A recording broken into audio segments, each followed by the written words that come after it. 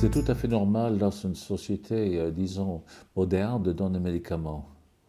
Et c'est compréhensible et c'est nécessaire.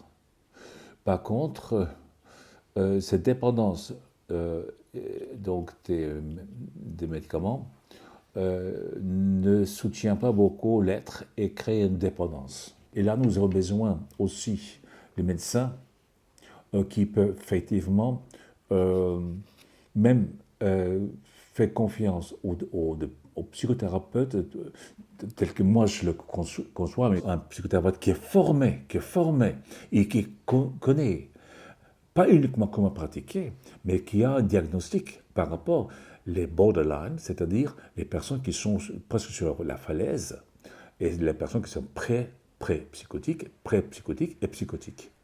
Et donc, j'ai une énorme expérience sur cela. Mais des fois, on a besoin aussi de soutien de médecins qui peut donner des médicaments, mais ajustés précisément pour que ce n'est pas de refouler et pas laisser un thérapeute stimuler la personne qui va dépasser. Et là, il y a toute une référence en analyse psychogénique assez bouleversante parce que nous avons beaucoup des années, surtout mon expérience. Nous avons aussi des formateurs qui sont spécialisés sur cela. Et ça, c'est une condition.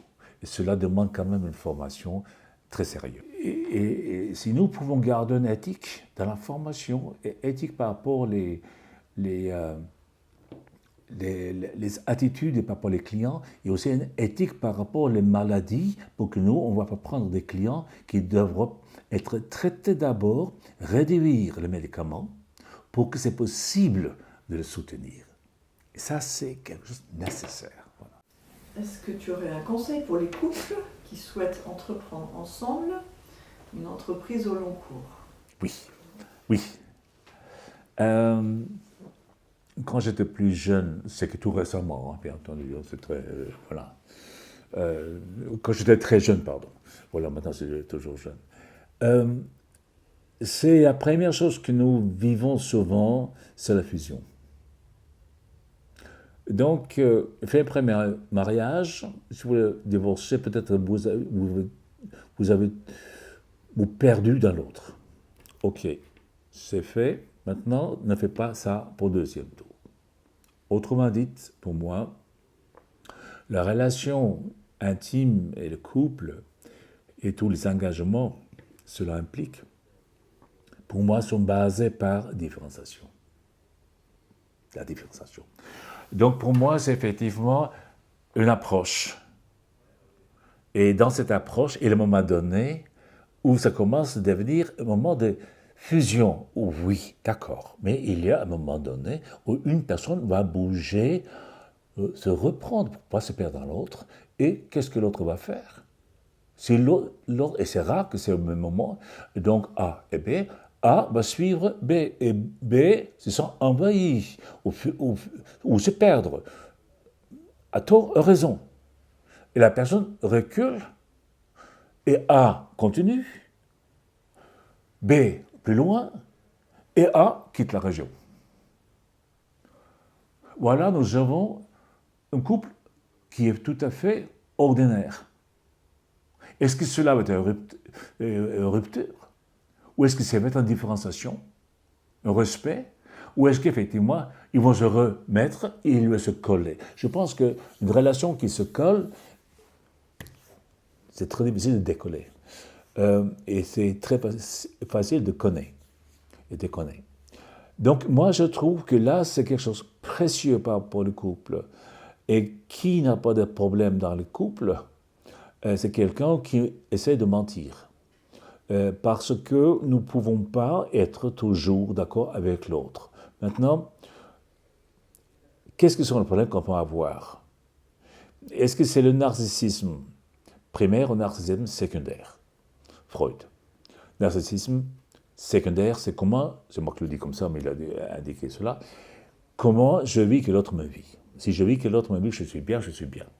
Si je vis que l'autre me vit que je suis mauvais, je suis mauvais. Mais c'est-à-dire que je donne le pouvoir à l'autre de me définir qui je suis. Narcissisme primaire, c'est comment moi je me vis. Et pas comment toi tu me vis. En conséquence, est-ce que je peux assumer quand quelqu'un dit « mais tu es con ». Pour toi, peut-être, oui. On peut apprendre cela dans le crise. C'est-à-dire que peut-être on a besoin des crises de temps en temps pour se rappeler de cela. Et donc, ce que moi je conseille, bien sûr, dans les conflits de couple, c'est ça va plus, etc., violence, etc., etc., etc. Je propose effectivement que vous faites un contrat, maintenant entre vous deux. C'est quand c'est trop, A ou B, si, là où vous avez tendance à dire, même si vous le dites, je pars, je quitte. Mais sous contrat, c'est que je reviens dans 20 minutes. Mais nous avons tous vécu, d'une manière ou autre, cette expérience de faire rupture. Mais comment être dans un couple, dans une relation différenciée, pas forcément d'accord, ou pas du tout, et de pouvoir le poser, pas directement à l'autre, mais entre moi-même et l'autre, au lieu d'imposer.